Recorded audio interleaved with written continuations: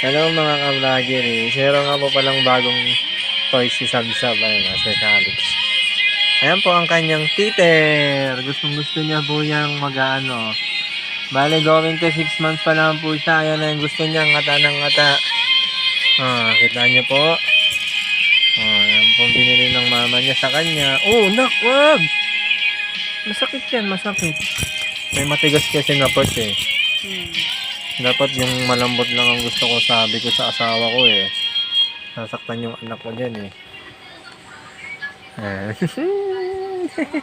Anak, naging anak. Sip-sip lang, sip-sip, minis. Yun. Galing, ay, sarap mo ito eh. Patunog pa, oh. Oh, nawalan pa, oh. Huh?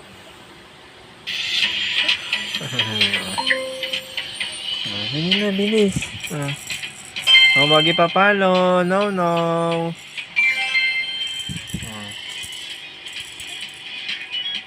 Gusto niya po yung sinisip-sip eh. Tapos diba nakita niyo na po ito ha. Ito yung bago niyan toy. Meron siyang tubig sa loob. Kinukuha niya kanina yung mga fish. Kasi hindi niya makuha. Ay, may frog din pala oh. Ay, frog, turtle. Tapos may seahorse. May crab. Jellyfish. Ano to?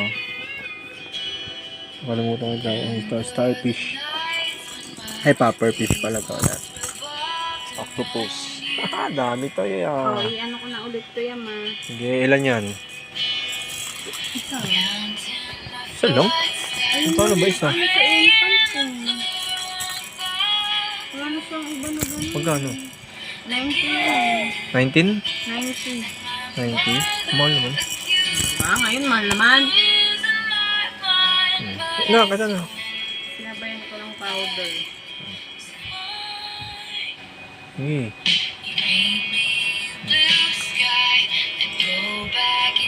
Okay mo lang.